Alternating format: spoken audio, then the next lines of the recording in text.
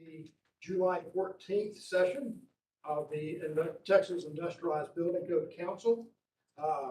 Welcome, everyone. It's great to see everyone. It's nice to be here in person. Wish everybody else was as well. If I will, I'd like for Anna Clark to do the roll call, so we can make sure we have a quorum. Yes, sir. Scott McDonald, Present. William Dub Smith, Edward Martin, Stephen Shane, Here. Janet Hoffman,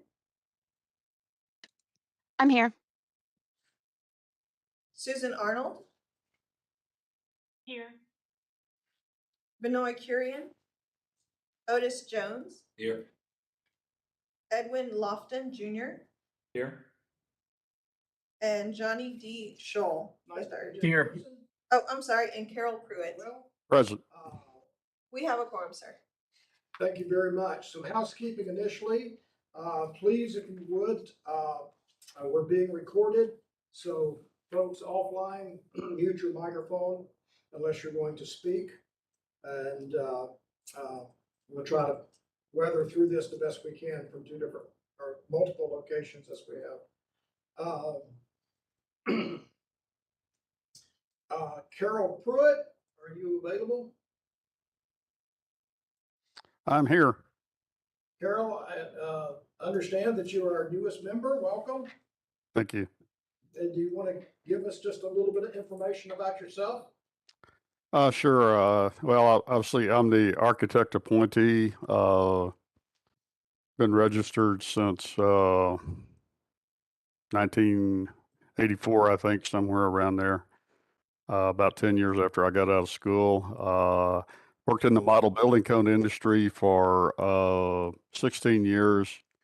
Worked in City of Amarillo one time as an assistant building official and have been on my own as a building code consultant since 2004. And I have a small architectural practice. Well, welcome. Thank you very much.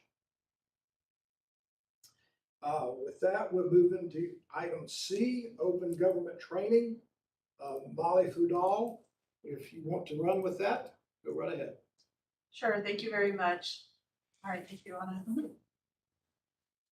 Okay, I'm going to give the open government training today. It's going to be kind of brief because I know you guys have had it before. So today, we're going to be covering the Open Meetings Act, the Administrative Procedure Act, and the Public Information Act. We'll start with the Open Meetings Act. So the purpose is to ensure open and transparent government, and it requires meetings of governmental bodies, so for example, the council, to be open to the public and to be preceded by public notice. So that's what we generally call the agenda. The Open Meetings Act is mandatory, of course, and it's to be liberally construed in favor of open government. So what does this mean for you? It means that 7 or more council members, which is a quorum, may not discuss council business or receive information from somebody else about council business or take a vote unless the public has been given notice of the meeting and an opportunity to attend. And of course, discussion is limited to what is on the agenda. So one of the key concepts you're going to hear is a quorum. A quorum is a majority of the members of the committee or council as fixed by rule or statute. So for you, you have 12 members, 7 is a quorum. You'll probably have also heard of a walking quorum. A walking quorum is when fewer than a quorum of members talk about official business and then later communicate those discussions to somebody else. So you reach a quorum or 7 people of speaking about an issue, but it doesn't happen all at once. It's in a series of discussions. And even though it doesn't happen all at once, it still triggers the Open Meetings Act. So for best practices, avoid a walking quorum. Don't discuss council business with another member and then communicate that to other members. It'll create a chain and you'll reach that 7, that magic number. And also be careful about your emails and texts and social media posts because the walking quorum can occur there as well. When we're in the meetings, discuss the items on the agenda only. And if you want to talk about something that's not on the agenda, just let us know and we'll place it on the agenda for a future meeting. And then during the public comment period, don't respond to or discuss issues unless they are on the agenda. And of course, there are civil remedies and criminal penalties for violation of the Open Meetings Act. Next, we'll go to the Administrative Procedure Act, which covers rulemaking. So the purpose is to provide for public participation and transparency during that rulemaking process. And of course, the IHB rules are located in Chapter 70 of the Texas Administrative Code, Title 16. Sources are for rulemaking, really it can be anything. Legislative changes, you'll see a lot of bill implementation every couple of years. We also get ideas for rules from you and from staff.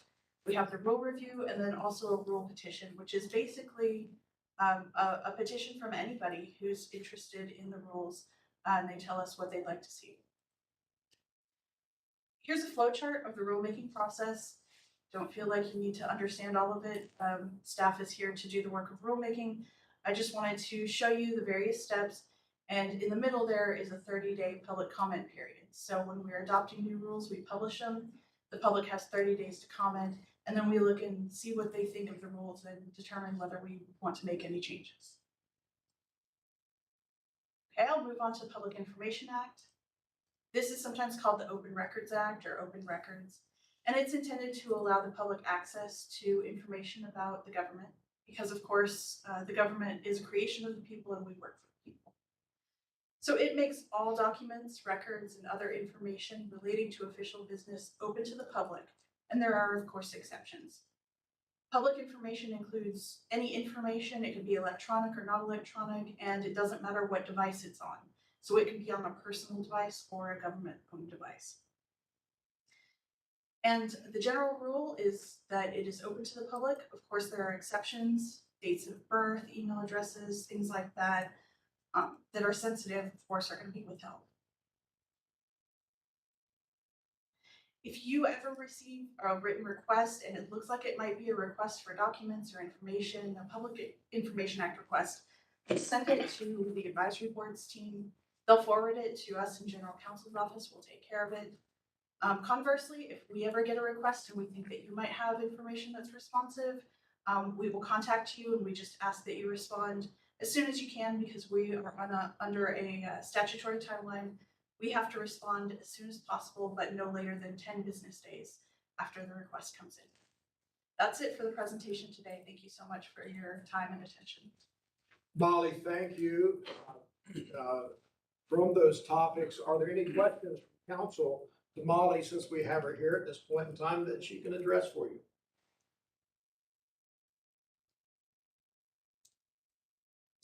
Okay, thanks again. Let's move on to item D, approval of minutes from our past meeting in October 2020.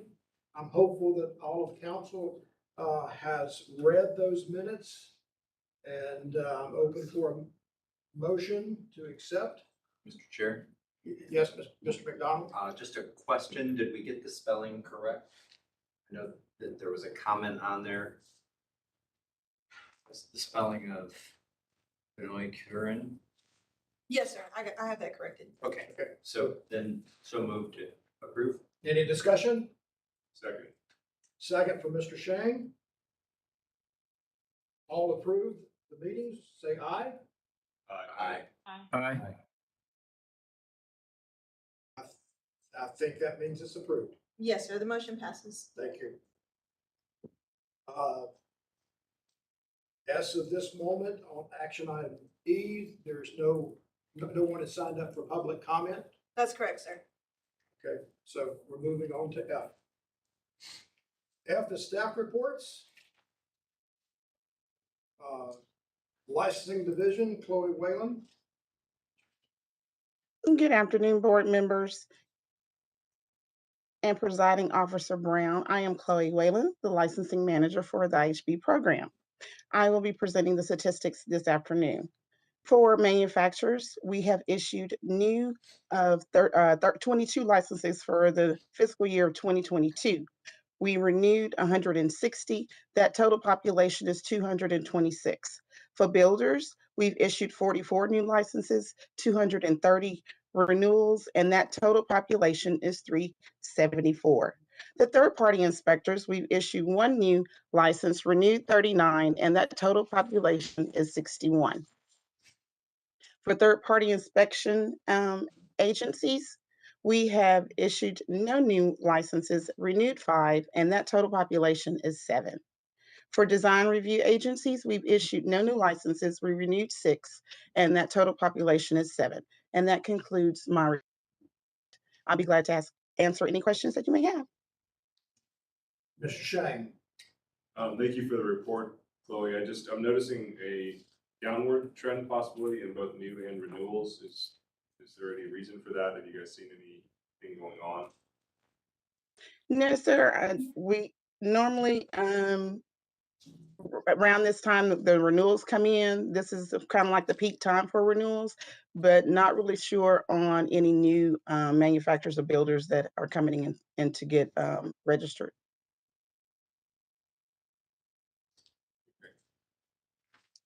Chloe, if you would, help me understand better the numbers that make up the total licensed population, for example.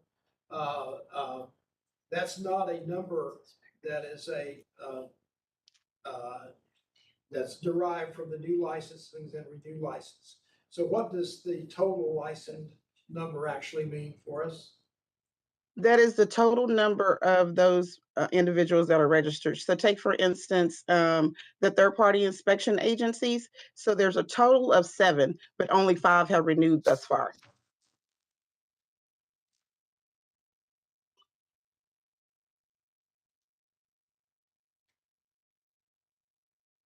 Okay, all right.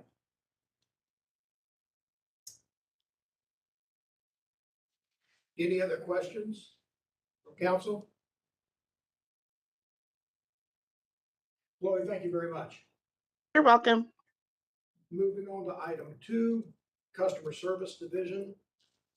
Jacqueline Rush. Hi, good afternoon, council members. My name is Jacqueline Rush. I'm one of the managers in the customer service division. This will be my first time presenting to your council, and I'm happy to be here. We were asked to provide statistics, and so what we've gathered for you are statistics on fiscal years 2021 and 2022's phone calls. We'll get an occasional email in our division, but for that community, those emails will typically go to licensing and our regulatory program management division. The phone calls that we receive that we can assist with in customer service are going to be comprised of more general inquiries, folks looking to locate laws and rules on the website, for example, locating the registrant list, general information about the industry, and calls from consumers checking to see if they need to, based on the kind of building that they might have on their property or business that they plan to go into, if they're not familiar with the industry, kind of get some general information to see if they need to be registered and what that entails. And I'll be happy to answer any questions you might have.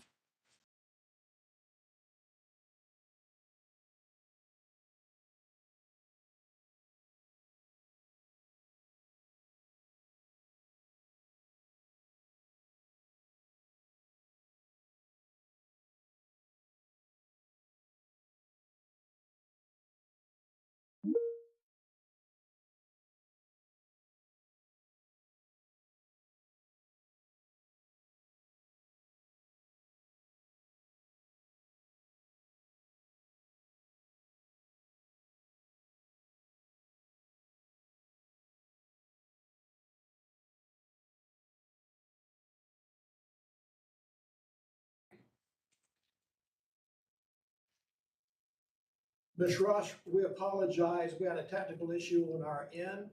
So if you would please give us your comments again. I'm sure the first time they were very eloquent. So that first time for us was just a practice. So this is the real one. Thank you so much.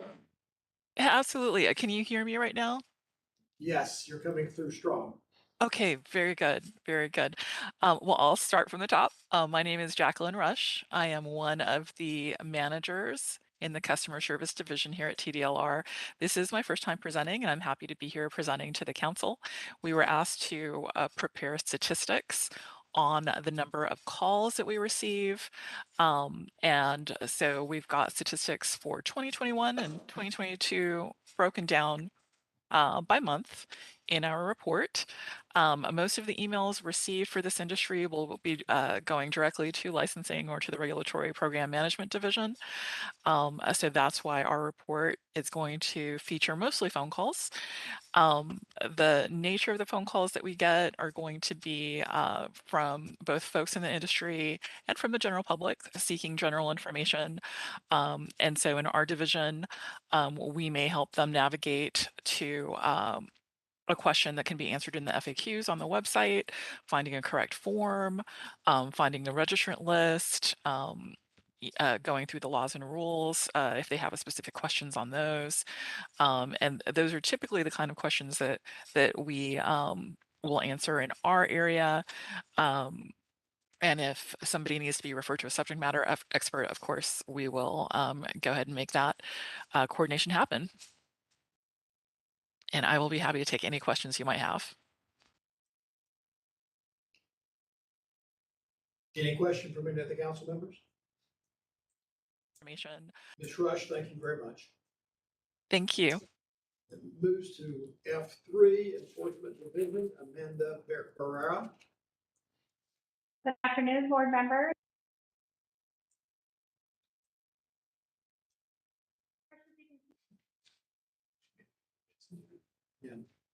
Hello, Amanda, can you hear us?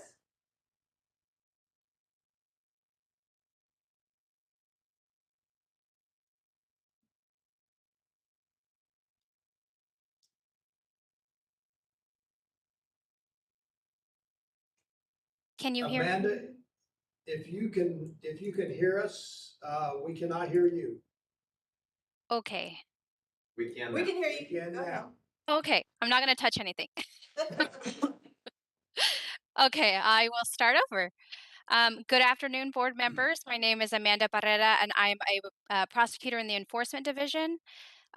First, as you can see in your materials, we had a lot of promotions and retirements in the past 2 years. So congratulations to our retirees and to our promotions and to our new hires. I know it's been some time since we've had our last meeting, so before I jump into statistics, I just want to give a brief overview of Enforcement Department. So in the IHB program, you can see that most of our cases stem from complaints received from the public. The Enforcement Division is made up of 3 sections. We have our intake section, our investigation section, and our prosecution section. First intake will receive all complaints, and they determine whether or not TDLR has jurisdiction and if there's enough evidence or enough information to pursue a complaint. If so, they open a case and then they forward it to an investigator who takes a deep dive into that complaint. They interview parties, they gather documents, photos, and they talk to any experts that we may need. Once they have all that information to support the case, they then pass it to the prosecutor's section. The prosecutors then will review all the evidence obtained and determine whether it should be informally resolved through a closing or warning letter, which can be done for several reasons. Maybe there wasn't enough evidence to pursue a violation, or maybe the respondent had made some repairs that we would take into consideration. Our main goal is the health and safety of the public, so we do strive for compliance with the statute. Alternatively, the prosecutor may decide to pursue a case formally through what we call a notice of alleged violation, or an NOAV for short. With that NOAV, the prosecutor will impose an administrative penalty and or a license sanction based on the enforcement plan. Once an NOAV has been sent out, it can be resolved in one of 3 ways. Either with a default, which means that there was proper notice given to the respondent of the allegations against them, but they didn't respond, and as a result, there's a default order against them. Second, there could be an agreed order, which is an agreement entered in between the prosecutor and the respondent, which means that they've formalized the agreement, whatever that determination was. Or lastly, the respondent may request a hearing in front of the State Office of Administrative Hearings with an administrative judge.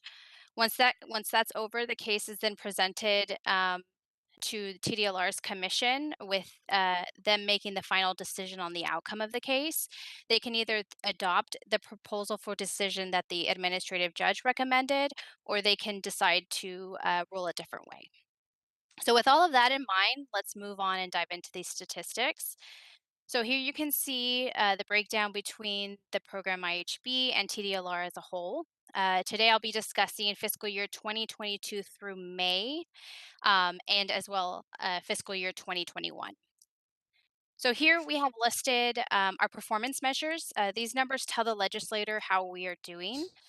You can see again in fiscal year 2022 through May, we received 20 IHB complaints. In fiscal year 2021, we received a total of 16 complaints. Again, these numbers are reflective of the complaints received in our intake department. In fiscal year 2022 through May, we opened 7 IHB cases and closed 4 cases. The average time to close was 691 days, and we resolved 25% of the cases within 6 months. 25% of the cases also resulted in disciplinary action, and we currently have about 12 cases pending at the end of May. This is very similar to the statistics in fiscal year 2021, where we had opened 6 IHB cases, closed 8. The average time to close in fiscal year 2021 was 516 days. We resolved 25% of the cases, and there was no disciplinary action in fiscal year 2021. In this next graph that's on the screen is a breakdown of where the cases come from. In both fiscal year 2022 through May and fiscal year 2021, 100% of the cases were consumer-based. Next, we will discuss the outcomes. First, we have it broken down in the different types of orders. We did not have any commission or defaults, but we did have 1 agreed order that was signed. Lastly, we had 3 cases that were informally resolved. In fiscal year 2021, we had no orders and we informally resolved 8 cases. Next, we have the violations at opening.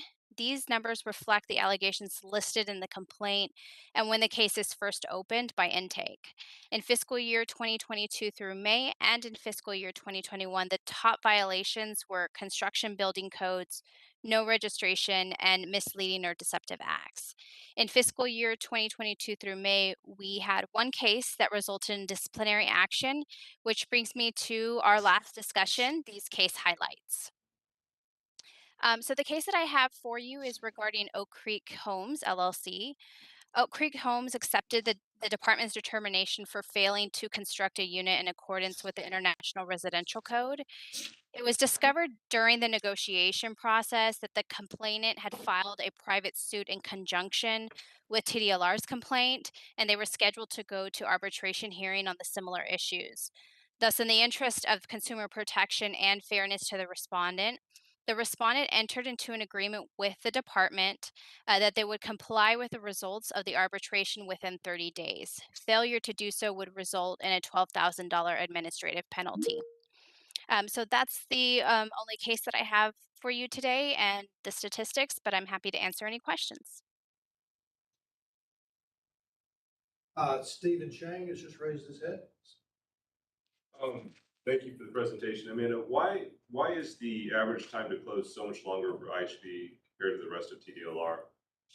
I think that could be for various reasons.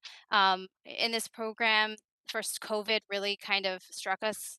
We know inspections were a little more difficult to do with COVID around. The economy could have played a huge issue with the supply chain. There's also a lot of retirements going on here at TDLR.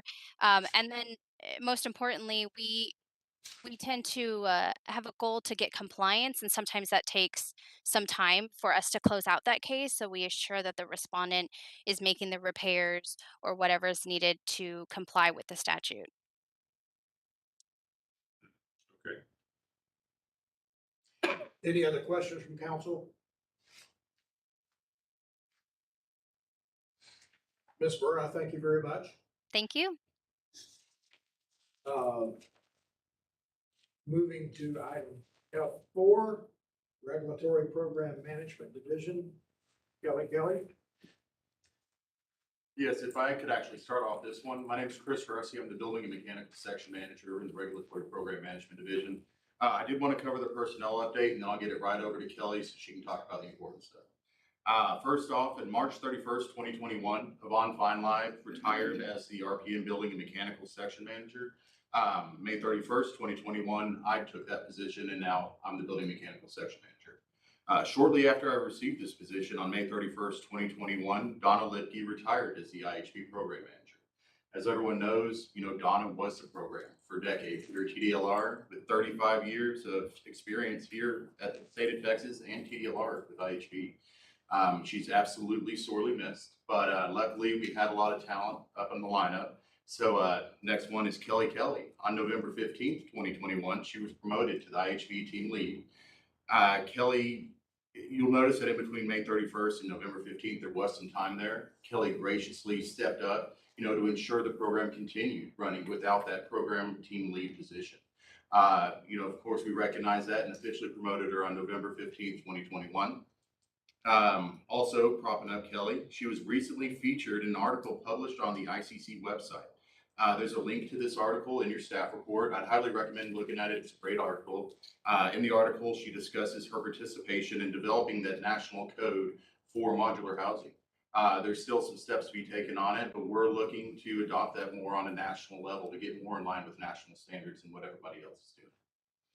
Another personnel update on January 22nd, Jenny Lay was designated as the sole administrative assistant to provide support for the IHB program. Before that, we had a pool of administrative assistants. However, we found that, it works a little better to give them some specialization, especially with the IHB program, with the decal and insignia ordering processes and the inspection reports received and submitted. Giving her that specialization has been a great tool for us, and she's doing a great job. One last thing on the personnel update, I'm gonna give a shameless plug. It's not in your report, but we do have a program specialist 5 position for the IHB program. This position is to fill the vacancy that was created by Kelly's promotion to team lead for the IHB program. So if there's anyone out there that wants to live out their dream of being a subject matter expert for the state of Texas for IHB, please go to the website, tdlr.texas.gov, under the employment tab, and follow the instructions to apply. But that's all I got. I can answer any questions you have for me, but I'll give it over to Kelly. Thank you, Chris. Any questions for Chris? Stephen? I do have something to add as well in the personnel updates. Since taking the position, both Kelly and Chrissy, they've been very involved in the industry to the point where they have dressed up in referee uniforms to present at the World of Modular in a very effective presentation about how modular construction is similar to football, right? So great job on that. Absolutely. And if I can add to that, Steve and I are part of industry. We're part of the MBI as well. And the improvements that are taking place due to the respect that our industry has with the International Code Congress and documents that are being created like what Kelly was involved with are critically important to us. We don't realize it since we live in Texas, but we have one of the most respected state programs in the nation. I know Louisiana patterned theirs after Texas probably 15 years ago. But at the core of what Kelly was involved with was structuring a roadmap, if you will, through ICC for other states to adopt this type of program. And from an industry standpoint, it has great value, and part of industry, Kelly, we appreciate what you did there. Okay, with that, that's your build up. It's all yours. All right. Good afternoon. My name is Kelly Kelly, and I'm IHB team lead. And I will be presenting the statistics for IHB. So the first chart, the numbers shown, first chart is fiscal year 22 and 21 for the total number of decals and insignia sold and the revenue, total revenue. The numbers shown for fiscal year 21 are for the entire fiscal year. And the numbers shown for fiscal year 22 only reflect the first 3 quarters of fiscal year 22. So it's just up through March. So we still have 3 more months to go for the full year. And looking at these numbers, they're pretty comparable for what the previous 2 years were. And we actually feel pretty good about this considering fiscal year 21, we were still in the peak of COVID and still recovering fiscal year 22. So the next one there is for the implant inspections by third-party inspectors. Again, the fiscal year 22 is just for the first 3 quarters. And again, it's comparable to the previous 2 years. Next one there, certification inspections, number of certifications by staff versus number of certification inspections by third-party inspectors. So we've been trying to rely more on getting third-party inspectors to help us out with the certifications.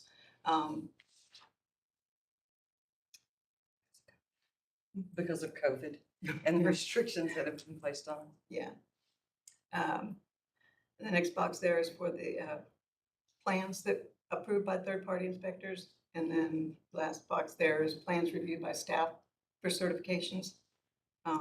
So currently certifications, for the certifications is the primary time that we perform the plan reviews. And we'll move on to current projects. So this was on the agenda, but current projects was on the agenda, but this is more of an update on the progress of a project that we discussed during the last council meeting. And it's the online payment system. So December 21st, or in December 2021, we launched an online ordering and payment portal for the IHP decals and insignias. This portal allows us to greatly reduce the turnaround time of these orders, and we continue to see an increased use as 83.5% of decals and insignias are now submitted through this online system. At this time, the online system portal is limited to the purchase of decals and insignias only. However, we're hoping this can be expanded for other types of payments and programs in the future. And then there's the link for the portal. So if you look at this next chart here, top line reflects the number of decals and insignias ordered online for each month since the portal became available in December. The second line reflects the number of decals and insignias ordered by mail for each month. And the third line reflects the total numbers combined for online and mail in decals. And the fourth line reflects the percentage ordered online. And if you're wondering why in May we had 984, when I first saw that, I thought that was an error, but we actually have a manufacturer that builds multi-story apartment complexes and hotels. And so I think that was a big order from them.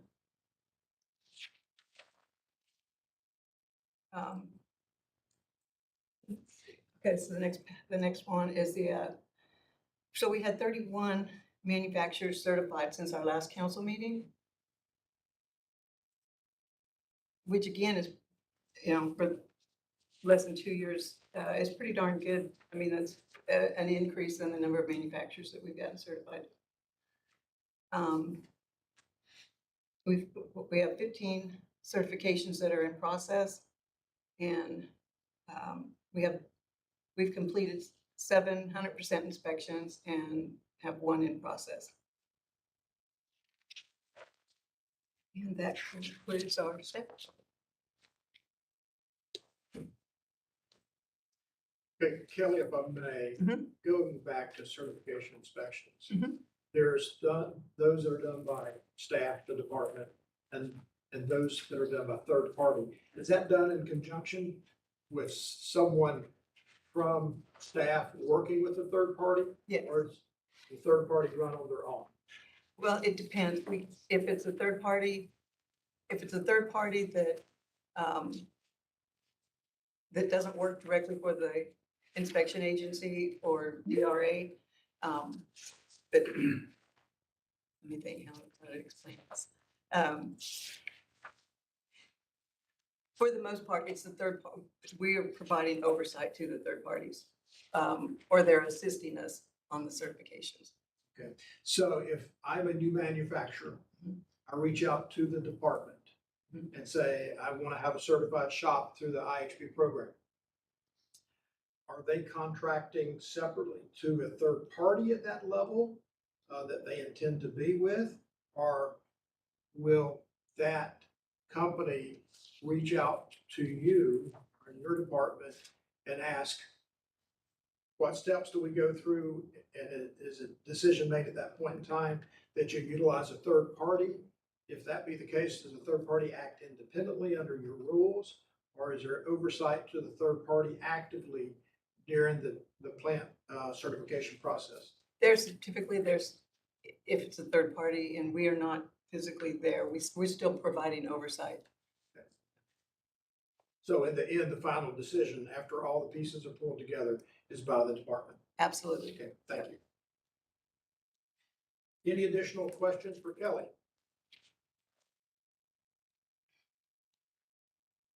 Kelly, thank you very much. We're moving on to item G, the report from staff regarding upcoming rules to adopt the 21 building codes, 2020 NEC. Oh, I'm I'm sorry. Yeah, the executive. Mr. Brown, we still need to do the I executive. apologize. I completely apologize. It won't take long. Okay. Hey, everyone. Thank you all for being here. Thank you for your service. My name is Steve Bruno. I'm the Senior Government Relations Officer here at Tdlr, and I just want to give you some quick updates from the Executive Office. Biggest personnel update, as you are all probably aware, our former Executive Director, Brian Francis, has retired, and on February 1st of this year, Mike Ares-Mendez was appointed as Executive Director. His name should be familiar to you. Mike is new as Executive Director, but he's certainly not new to the agency. He was served on our commission, and he served as chair for the last 5 years of that, between 2005 and 2019. And then in 2019, he came on staff and was a Deputy Executive Director. So we're all very happy to have somebody who knows our agency and knows us well taking over. And Mike is doing an amazing job. He appointed Christina Kaiser as his Senior Deputy Executive Director, Hemet Macon as Chief of Staff, and David Gonzalez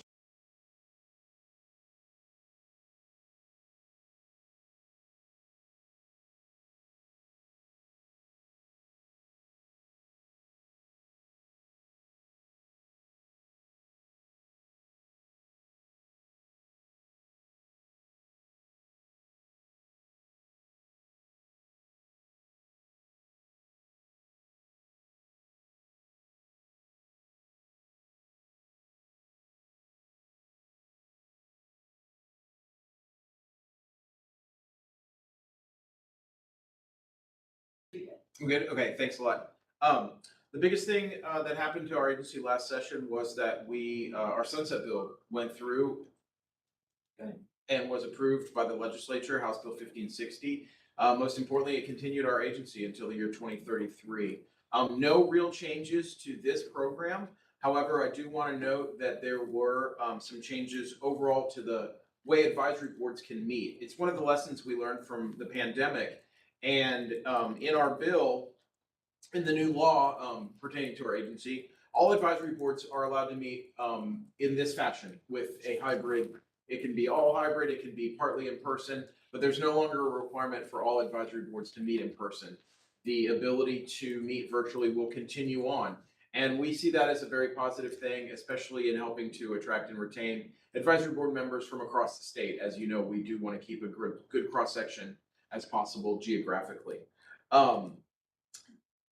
The communications and outreach statistics for the past 6 months, from January 1 of this year till June 30th of this year, the IHB page received 37,167 views. That's an average of 205 views per day. 62% of the visitors came to it from a desktop, 37% did some from a smartphone, and 1% from a tablet. And we have the top reasons for visiting the site. The number one is for forms. Number two is what you need to know before purchasing an IHB home, an industrialized, home or building. Number three is the registrant lists. 4 was mandatory building codes, and the fifth top reason was accessing our frequently asked questions. As I said, I would keep it short for you all.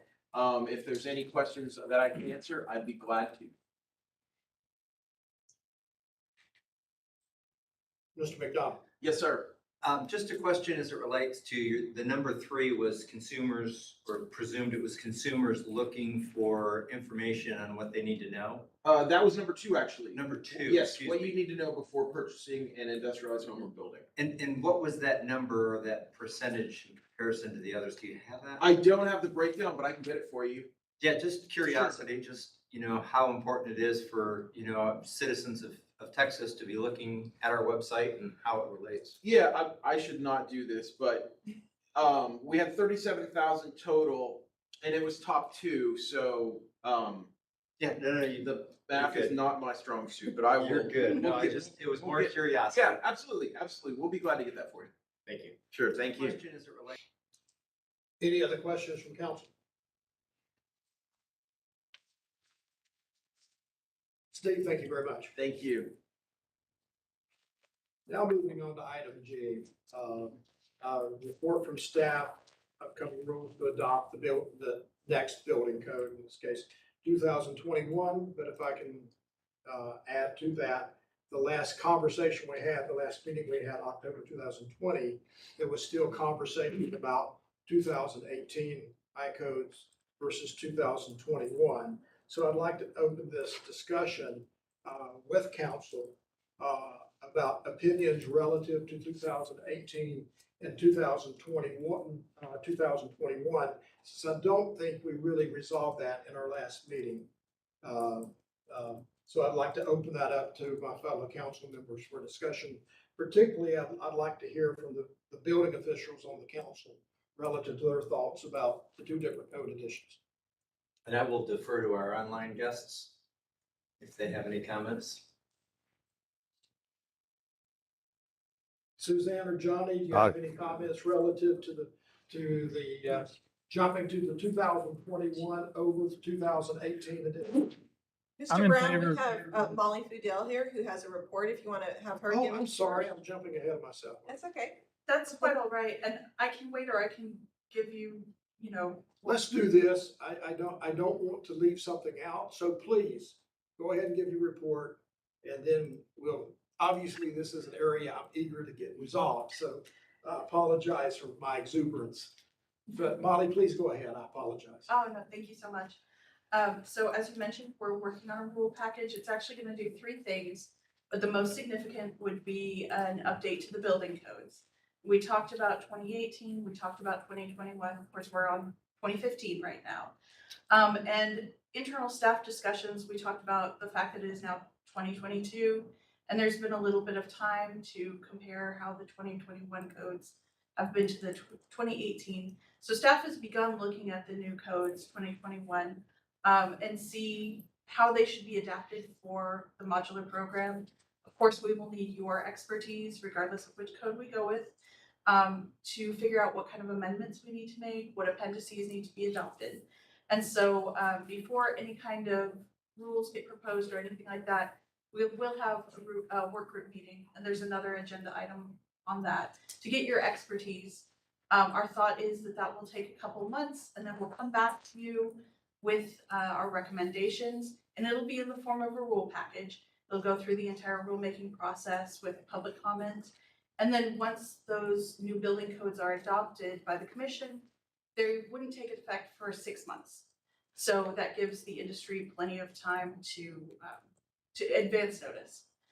So that's the most significant thing that we're working on. Also in that rule package, there was going to be an amendment to allow third-party inspectors and design review agencies to lead the certification inspections.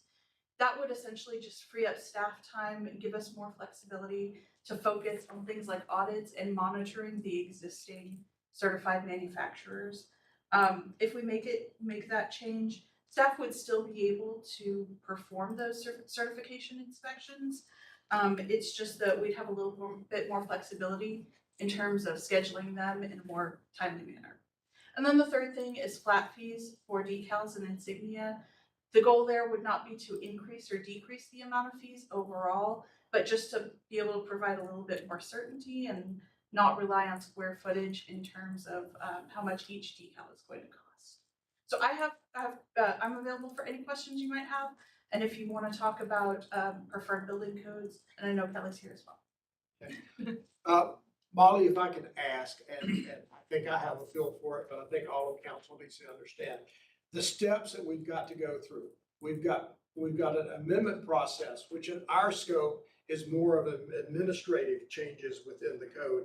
It's not that we go in and change the wind loads or whatever, but it's more bringing it in line with our program, which is important. That takes a period of time. And then, as you noted, we've got to give everyone 180 days notice. So you or Kelly, either one, let's talk about what's in front of us once we make the decision as far as the timeline to bring everybody up to whatever the next code edition will be. So once you figure out your recommendation, we will write it up and bring it back to you, the council as a whole. And then we will publish that. There will be 30 days for public comment. We'll bring it back to you. Then it will go to the commission, and the rules won't be effective for another 20 days after that. So really what you're looking at is about 6 months from the date that you guys first meet to recommend publishing the new building codes, and then 6 months after that for that 180 days. So it's really going to be about a year. All total, including the 180 days notice. Correct. Okay, thank you. Mr. Brown?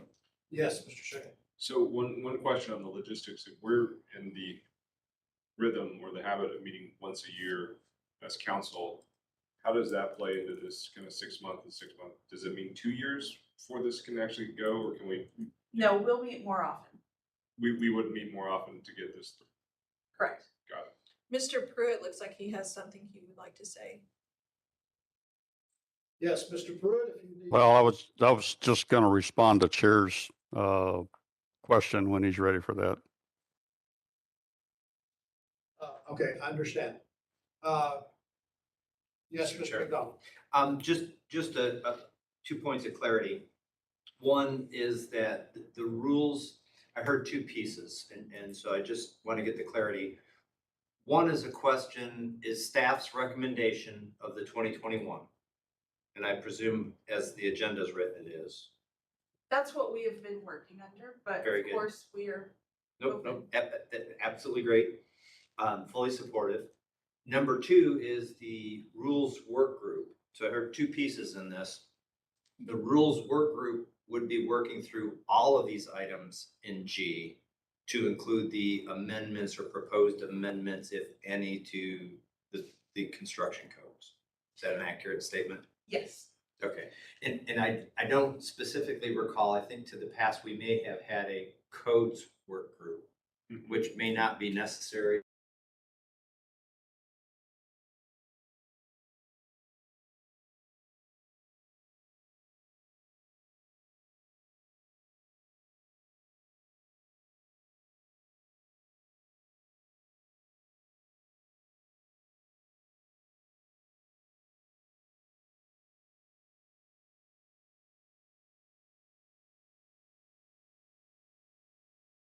Go ahead, sir.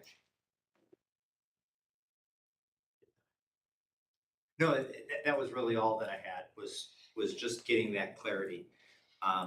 Scott, do you remember when we met as a work group on the codes? Was that 2 years ago? Was that pre-COVID or? That was pre-COVID, and I would say, and we met for well over a year. So it would have been before 2020. So Okay. 18, 19, I would say. So there was some legwork done. Absolutely. And that was working mostly on our rules to get them in alignment, really where we wanted them to be. Yeah, we had rules that were outdated, and then as we evaluated the codes, we made that move to the 15s, and then it was adjusting both. And I guess I'll just go ahead and I have the floor, if you don't mind, Mr. Chair. I absolutely support the concept of going to the 2021. Going through this process previously, recognizing the rulemaking process and the time that it's going to take. ICC is going through the process now of looking at the next edition of the code. So if we were to do anything and adopt the 2021s, the next updated version of the code will be published roughly 6 months after that date. So we'll be adopting a code that will be almost out of date at the time. So I support 2021. And I will tell you, just as a personal point of reference, I know there are very slight differences between the 2021 and the 2018, just going through the code adoption process myself. Good. Good. Thank you, Mr. Thanks. Chair. Mr. Pruitt, I think it's a good time since you raised your hand, if you still want to voice your thoughts. Well, no, I was just going to say, thank you, Mr. Chairman. I was going to say Carol Pruitt here. I support the moving forward to the 2021. It's a pretty daunting process to get these codes updated at the national level, let alone at the local level. And as Scott pointed out, by the time this happens, we're going to be very close to the 2024 codes. There's a lot of reasons the codes get changed. I was involved in the model building code industry for 16 years. I followed it and been on committees over the last 17 years, 18 years that I've been on my own. There's a lot of reasons these codes get updated. It's number one, it's response to disasters that happen, things that happen in buildings. We're not always aware of them unless it's a big national event. But moving certainly to the 2021 codes and staying with the latest, if you want to call it technology, I think is the best thing to do. Are there any other thoughts at this point in time from anyone else? Mr. Shames? Just from an industry standpoint, I think we do need to move off of 2015. We do need to update, and going to 2018, it almost seems like why bother, because the 2021's already in place. If we're going to do this, let's just do it. Yep. Would anyone make a motion? I don't think we actually need a We motion. don't need that? Right. And it's not on the agenda for a vote. Well, unless somebody disagrees, it looks like we're adopting the 2021 I codes and the 2020 NEC. We'll be working on the rules for that. That's correct. Not adoption there. That's correct, but we'll start the process. Is it possible to talk through on a more specific basis, since we made the decision today, what does that logistically look like? Because I know Anna spends a lot of time trying to coordinate all of our calendars and all that. What we need to do as far as meetings go, because I think you're right, we do need to meet more than once a year to make this happen so that it's not 2025 by the time we adopt this. Yes, and I can talk to you after the meeting about more specifically a timeline. Oh, I just mean for all the council members. I think we're going to need a quorum in Oh. order to make these things happen, right? Yes. So I think for everyone to be on the same page on what that might look like. Sure. Yes, sir. Well, and Stephen, I just might add, because our next agenda item really would be a rules work group. So the work group would be meeting very frequently. Right. And then come back to complete. Timeline? Yeah, okay. So Right. if we can make sure we address that before the end of the meeting, I would like to make sure we're all on the same page. Thank you, Scott. Yeah, and I'll just talk about that briefly. So once we have a work group that's dedicated to this issue, and that work group will meet with staff and talk about the code specifically. I'm not sure how long that will take. We're guessing a couple of months. It just kind of depends as we go along. Once that happens, we will write it up into a rules package, come back to you as a council and have a meeting probably a couple months after that. And then I think generally we have about 3 months between council meetings after the rules are published to get that 30-day comment period in, and it gives us a chance to review the comments and figure out whether we want to recommend changes. Then you'll meet again, and then we'll take it to the commission. So probably in a few months, we'll start with the more frequent council meetings. Got it. Yes, Mr. Chair. And I guess just a question associated, and I recognize with COVID that our frequency has changed. We were meeting on a quarterly basis, and I don't know by rule what our frequency needs to be. So if we need to address that separately, or So this actually kind of ties into HB 1560, which Steve was talking about. There was a provision in there that removed any of the provisions saying that advisory boards and council had to meet every so often, and now it's just as needed. And so that gives us more flexibility. Perfect, thank you.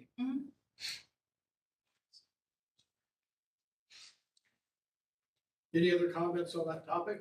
Not, we'll roll into the item H, appointment of rules work group. Would like to have a handful of folks who will volunteer to be part of that. It's typically done by a conference call. It's fairly simple, goes fairly quick, but we need volunteers. And it's a good experience. I've done it many times. I did it last time and I'd love to do it again, as long as Scott does it too. I don't volunteer, but Stephen nominated, so. And I would love to volunteer, but they won't let me do that. I would like to volunteer as well. Who was that? I'm sorry. Suzanne. Suzanne. Suzanne. Thank you, Suzanne. Appreciate it. I'm available. Was that Mr. Pruitt? Oh, you better catch me the first time. Yes. Sir, we can have up to 5 members of the council on here. I have Mr. Shane, Mr. McDonald, Miss Arnold, Mr. Jones, and Mr. Pruitt. If that's okay for you, sir. Sounds excellent. Sounds like a good group. Thank you, guys. Thank you very much. That's deeply appreciated. And that was much easier than I thought it would be. I thought we would have to start threatening people. Shows you how much interest there is in the document. There we go. Ready. I'm ready. Item I, discussion concerning the remote video inspection procedures. Kelly? Usually Chris, Good afternoon, council. My name is Chrissy Cooper. I'm a program specialist for the IHB department. Kelly asked me to give you this information. During the last meeting, discussion was occurred in a motion was made and accepted by the council to adopt procedures for the remote video inspection procedures that could be used by the third-party inspection agencies during the COVID emergency disaster proclamation. The procedures were designed to limit person-to-person contact, hopefully to limit some of the outbreak. And during our last meeting, we discussed that we would be bringing before the council some procedures to incorporate those procedures into our regular procedures. But during this last year, or during this time, we've had only one inspector actively use those remote video inspection procedures, and that inspector is no longer a third-party inspector. In fact, to our knowledge, we have not had any reports of third-party inspectors using the remote video inspection in over 2 months. So with that information, it seems that the return on implementing this change in our procedures would not be worthwhile. And so we intend to allow the procedures to expire when the disaster proclamation ends. Do you have any questions? Mr. Chair. I guess I would ask the question, what harm is there if we kept the procedures in place, if nobody's utilizing them currently, but for that next event that we wouldn't know what it is? And I think that's a valid concern. But when we weigh the process of making the changes in the procedures against what we've seen, the lack of utilization of that opportunity, at this point, it just didn't seem as it was feasible. Can you help me understand what the changes to procedures are, what that means?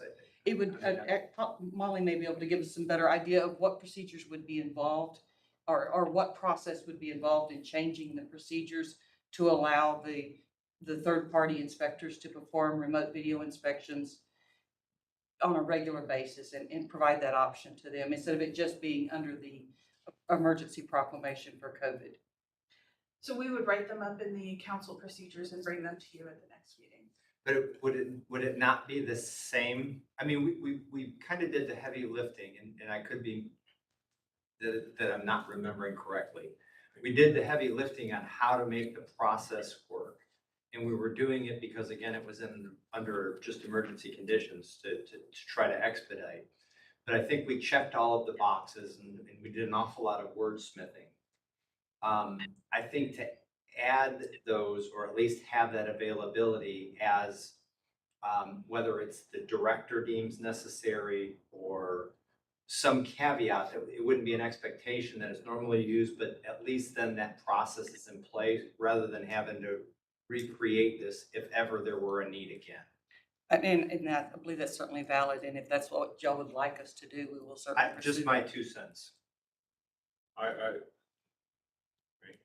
Please, Steve. I would support your 2 cents on that for sure. I mean, I think as industry to have the ability to do that, I think is something that I think makes Texas really stand out. One of the things we talk about on the national basis is, hey, look, we kind of taught California how to do this remote video inspections, right? So it'd be a shame to let this go and just kind of be mothballed. If we have it already, if it's just changing the procedures to be voted on, I would fully support just having it in there in case somebody does want to use it. I think that's your point, right? Absolutely. Yeah. And again, if we need to add it to a future agenda, really kind of talk through it or make sure we have a good understanding of if, I'm not looking to create work for staff in any way, shape, or form. If we have this done already, if it's just a matter of integrating it in rather than it being an emergency declaration, that's the thought. This is Kelly again. It wouldn't be, it's not really a matter of taking what we have already and merging it in, because we definitely need to put, right now, there's not a limitation on how many remote video inspections you can do. So you could have a third-party inspector that does them 100% of the time. And that's probably not a good practice. There definitely needs to be somebody, we would have to put limitations, like every third remote video inspection would require an in-person inspection or something. There are certain situations where the structures absolutely have to have eyes on the ground. For those, I'm a building inspector, and for me, nothing replaces stepping into the factory, getting a good overview and a good feel for it. And a lot of it is almost intuition, but it's based on experience, where you know something's wrong. And so you start looking for what it is that seems off. And I don't think you can have that experience remotely. So I think that there are some life safety issues, high risk issues that absolutely need hands on the ground, and it would be a disservice to Texans to not have that. And this is Kelly again. I think that's one of the reasons that the third parties aren't doing the remote video inspections too. It's a liability on them if they can't, they're not able to be there to see. And they're trying to work off of the video.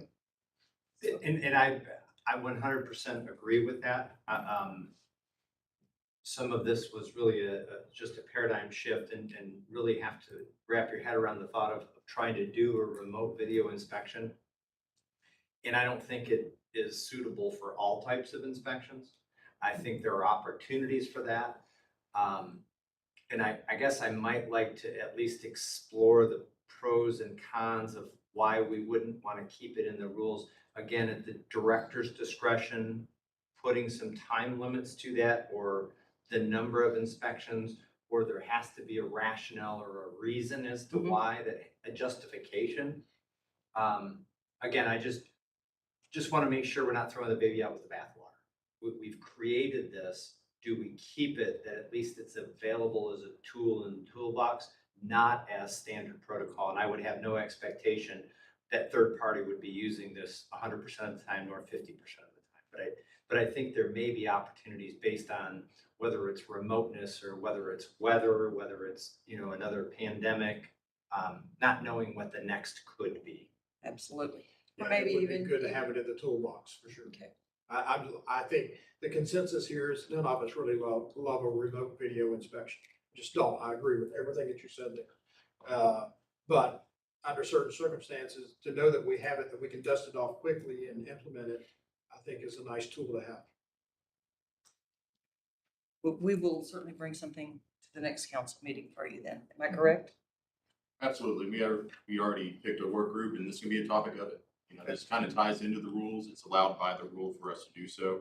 And it may be as simple, y'all put a lot of work into this document. Maybe as simple as, you know, it expires after the disaster proclamation has passed or can be utilized at the department's discretion on a case by case basis. If you want to, you know, limit it down more to every third one has to be in person or something like that. I think that's something that we can express in the document that's already adopted by rule and still have the hooks we need.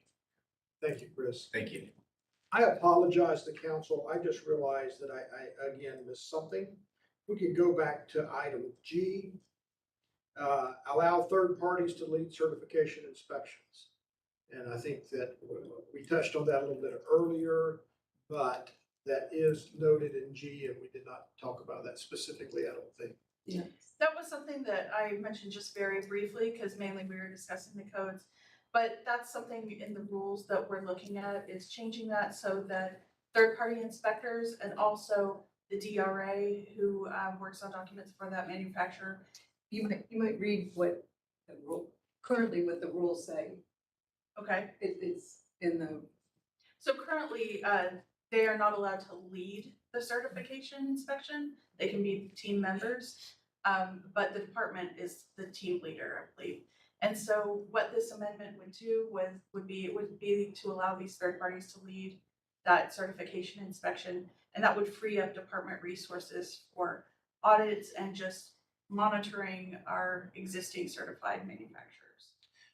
Mr. McDonald. Mr. Chair, and I did catch that. I actually wrote a note to that and quoted the lead. So when Molly had mentioned it earlier, and then just picking up that it would be part of the work group, happy to entertain what those conversations are, just if that brings you comfort. Okay, thank you. Thank you very much. Item J. Just a comment on G. Yes, please, go ahead.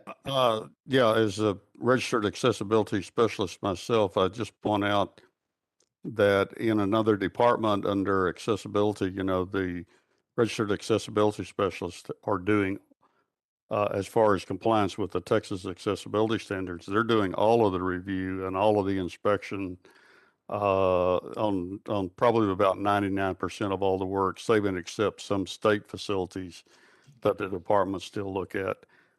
So that's been very successful there in third parties taking over the full role of review and inspection.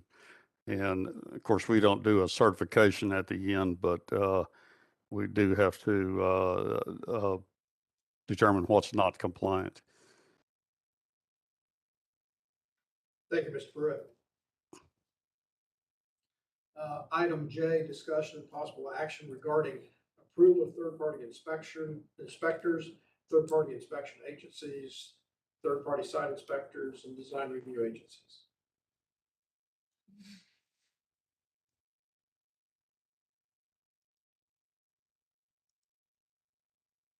okay, so we have 10 third-party inspectors that meet the criteria. We just need to get them approved by the council. And I wasn't sure if do we need to call them out by name? I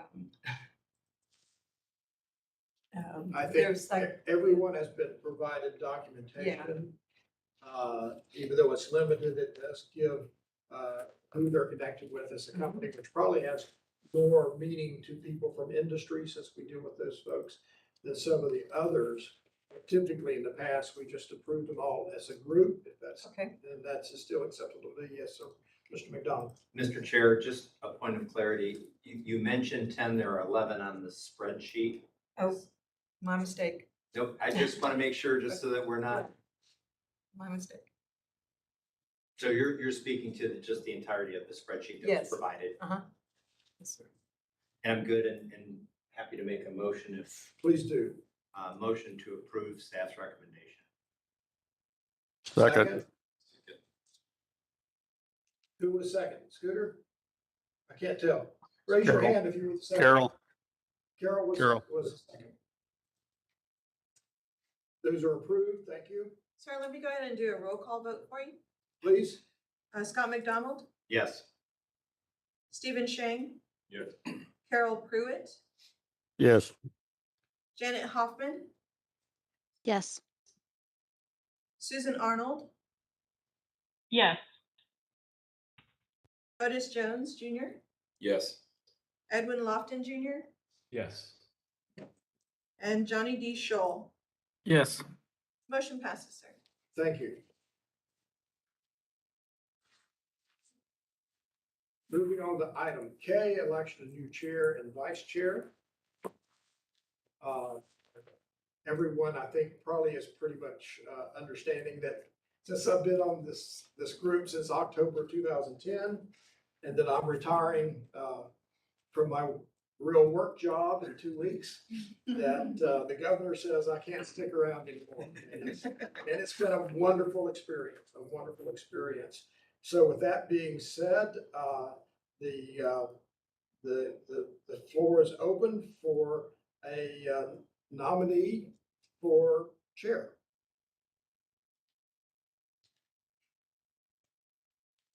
Well, I would like to be the person to jump out there and nominate Scott McDonald. Scott and I have worked together on this for years. He's been an absolute pleasure. All the building officials have been absolute pleasure to work with. Second. So Scott and I go Second. back a long time on this thing, and he's always been a trusted source for me. So I would like to make the motion that Scott McDonald be the next presiding officer of the IHB Council. I would second that. Mr. Shang has seconded. Let me go ahead and do a roll call vote for you, sir. Scott McDonald? Aye. I was gonna do that, actually. What I was gonna do is because Mr. Shane had seconded, I was just gonna nominate him for vice. Oh. Twofer. Stephen Shang, Aye. Carol Pruitt, Aye. Janet Hoffman, Aye. Susan Arnold, Aye. Otis Jones Jr., Aye. Edwin Lofton Jr., Yes. Aye. Johnny Scholl. Aye. The motion passes, sir. Thank you. I have no friends. Nobody can really convince us. With that being said, now the floor is open for nominees for the vice chair position. Mr. Chair, Yes, I might take Mr. Stephen Shang and put him in that vice chair, because he was pretty quick to nominate me twice now. I'm gonna find a second for that. I think both of you are excellent choices. Okay, so we have that motion. Do I have a second? I second that. Okay, Mr. Jones has seconded it. Anna? Scott McDonald, Aye. Stephen Shang, Abstain. Carol Pruitt, Aye. Janet Hoffman, Aye. Susan Arnold, Aye. Otis Jones Jr., Aye. Edwin Lofton Jr., Aye. and Johnny Scholl. Aye. The motion passes, sir. Thank you. I guess that means I have no friends either.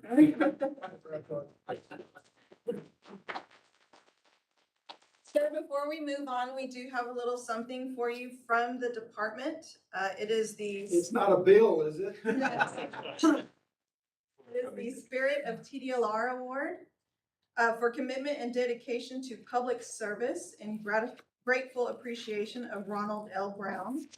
Thank you for your service as presiding officer of the Texas Industrialized Building Code Council. Texas is fortunate to have dedicated citizens like you willing to serve and assist regulatory agencies. During your term, your leadership, wisdom, and guidance of the Texas Industrialized Building Code Council were exemplary. Your advice and expertise in countless council meetings helped streamline rules and improve the industrialized building profession. The integrity of the profession has been greatly influenced by your dedication and hard work. The time and attention you so diligently provided to the rules, penalty matrices, statistics presented during the council meetings was no less than exceptional. We have enjoyed partnering with you and appreciate the support you provide through your leadership and participation on the council. On behalf of the Texas Department of Licensing and Regulation, I want to thank you for your service. to the Texas Industrialized Building Code Council, and it is signed by Mike Arizmendez, our Executive Director.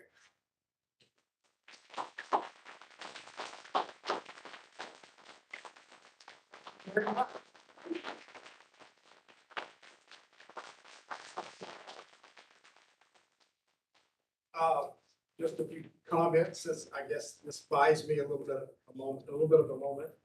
I've been part of this industry pretty much directly or indirectly my whole career, which at this point in time has been many years. I've been in the commercial side of it for probably 45 years now. And I've seen the industry grow a lot. I've been always very pro regulation when it comes to improving our industry. This state, again, I think is a leader in that area. I'm proud to be part of it, proud of whatever little part I've done. I think we're in good hands. I think you guys are going to do great.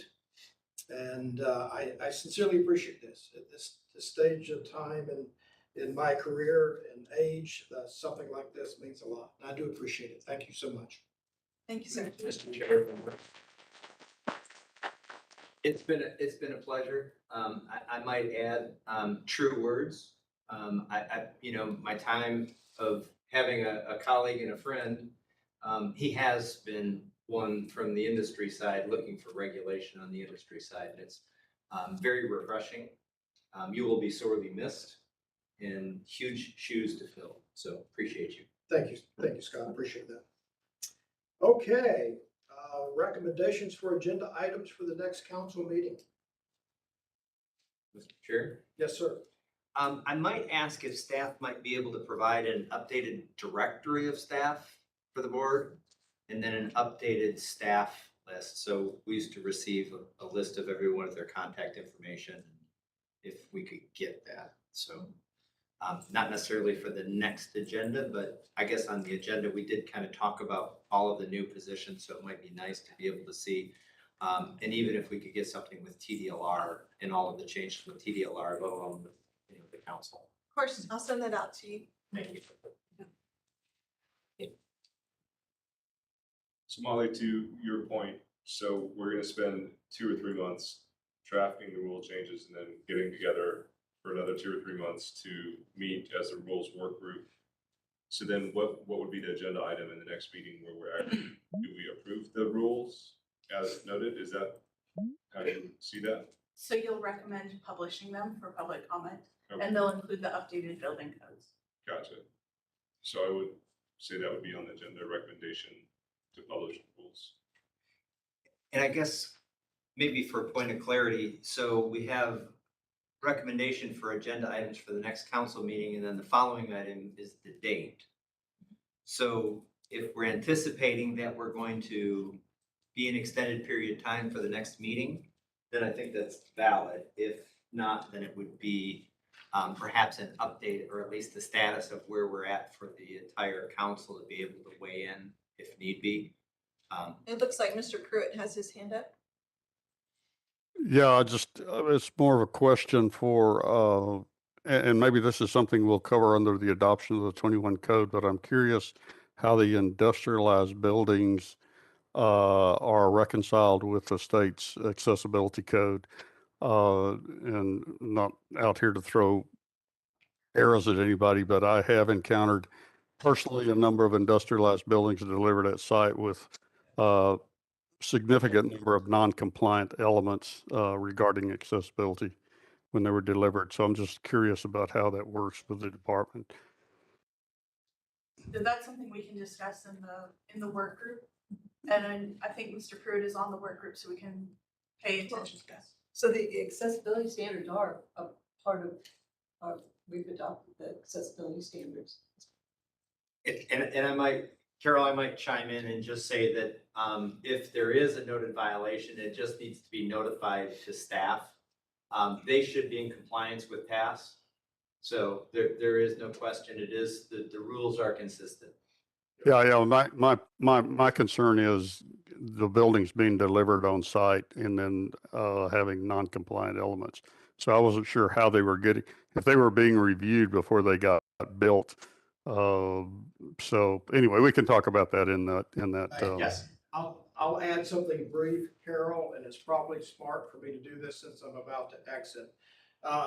This topic came up probably, well, I can't remember the year, but maybe 15 years ago, soon after the program got in place. Because at that time, you did not have registered accessibility specialists. Everything had to go through Tdlr. And so the problem is that in the side of the modular industry, in lean times, the time that you get a sale to the time that you need to manufacture the building can be a matter of weeks. And at that point in time, accessibility reviews were roughly 6 months out, if I remember correctly. There was a hallway meeting at the old office between IHB and accessibility. And at that point in time, and it was never documented since it was a hallway meeting, sadly, but it was decided that the third parties for the industrialized building sector would have training for accessibility, but they're not intended to be registered accessibility specialists. So whenever the manufacturing side, whenever the factories submit their plans to a third party for review, there is a accessibility reviewer at that point in time. He is not the registered accessibility specialist though, but he is to review to the same things that you're looking for the items inside the footprint of the building. Obviously not the site accessibility issues. That's from the customer.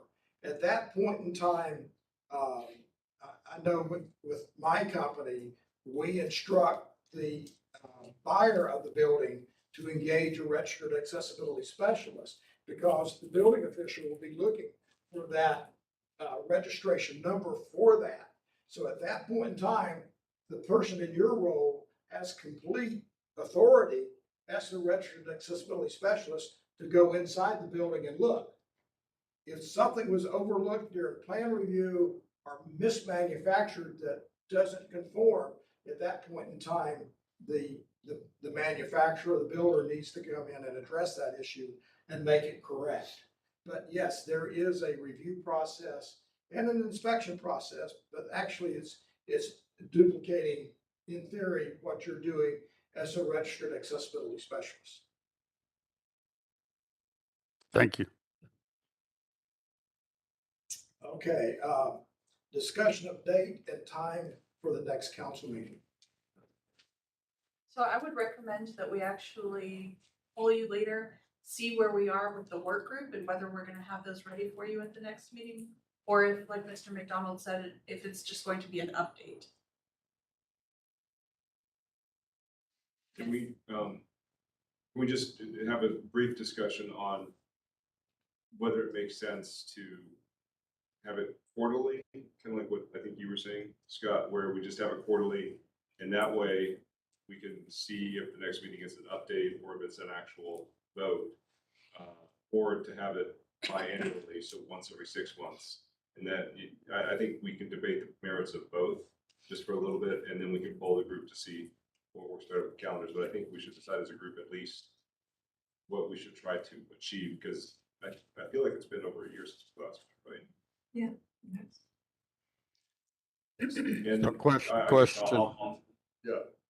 So are there substantial amendments to the code, or is it pretty much being adopted?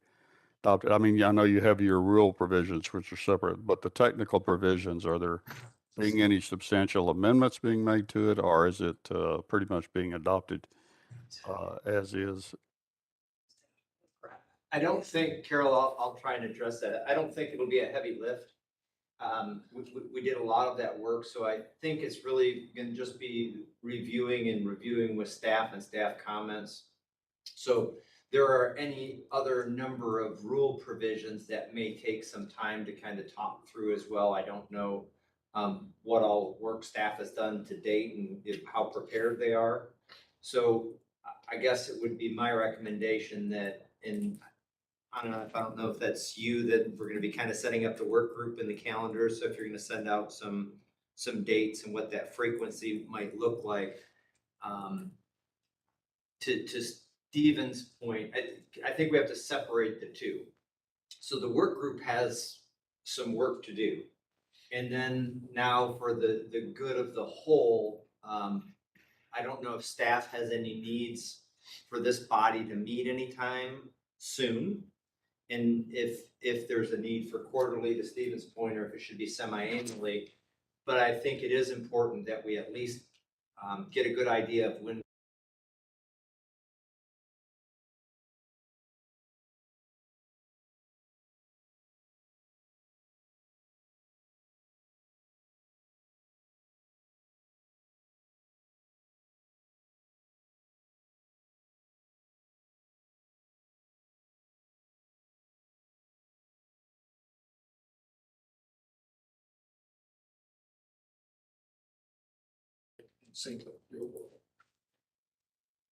So I don't know where.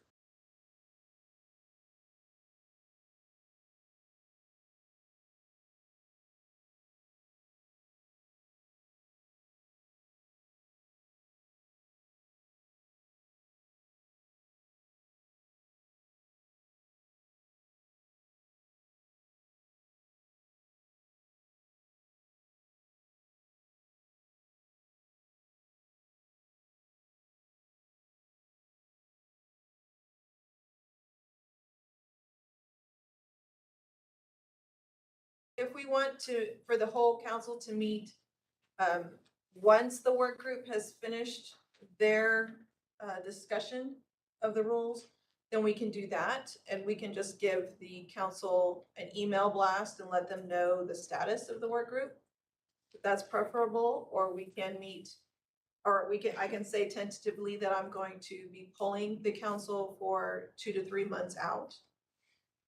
And Stephen, you brought this up. I don't know if you have a thought process, whether we should set a tentative or a forecasted date of 6 months, or I'm a little concerned if we don't set a date, then we can kind of just lag. So in order to move forward, whether it's the next quarter or if it's in 6 months, and I'll just defer. Yeah, I think that's why I was throwing that out there, is just from a pure accountability standpoint.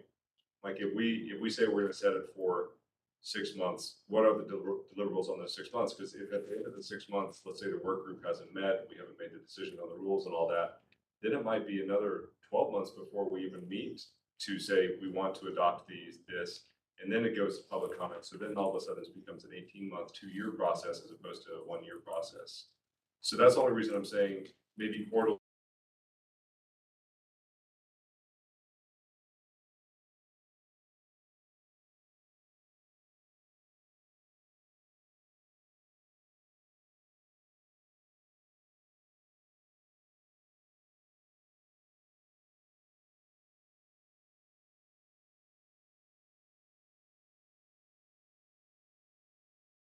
Okay, go ahead.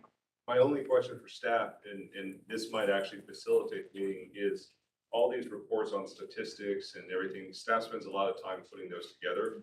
Can we skip those? I mean, is it mandated that we have to have that in every meeting?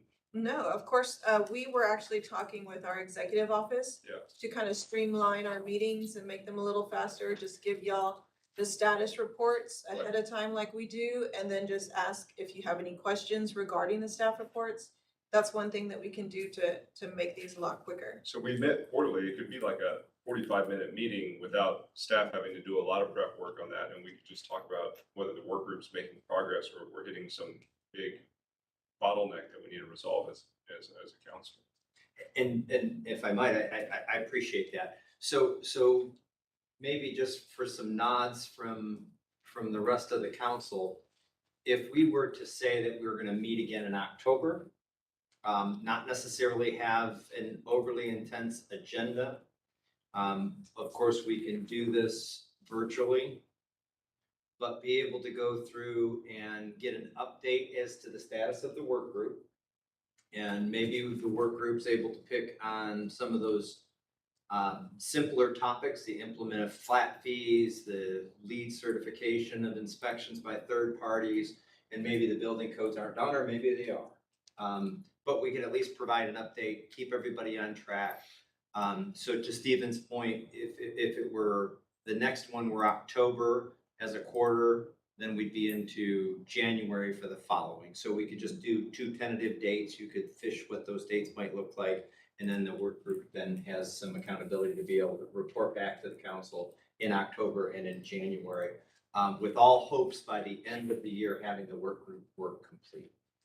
Scott, I will say the building codes we're not going through comprehensively like you would in local government. This is going to be looking at the administrative provisions. Keep in mind that we've got manufacturers in state, out of state, and Texas has adopted additions of the international codes without amendments, the NEC without amendments, and our goal is to follow suit with that. We just need to make sure that it complies with other laws and rules that we have in place. So again, the administrative provisions will be the big pieces, and a lot of that work was completed. So I think it should be. I always hate making the statement relatively simple, but I think we can make good use of our Yeah, time. there's definitely a roadmap of how to get there now. Where Absolutely. 10 years ago was a little more. We were fighting. yeah, Scott, so I would just ask you if we can have a called specific council meeting that is only to review the status, so we're not dealing with any other issues unless something comes up that needs to be on the agenda. Could be a called specific meeting just to deal with the adoption of the new codes and status on that. And Carol, I appreciate that, and absolutely, I think if we look at that October meeting to try to do that, I will say that at least leave it open if staff were to need something from the council, but we would not go through any trainings. We wouldn't have on there statistics, and again, we can look at that on a more annual basis rather than getting that every quarter as we did to the past. So certainly try to keep it as brief as possible and succinct to the work group and to Stephen's point of holding them accountable for us.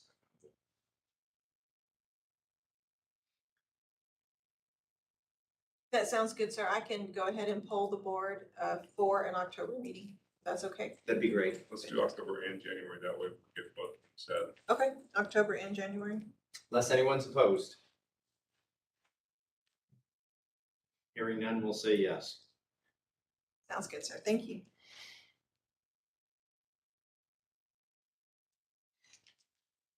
Before we close, anything else?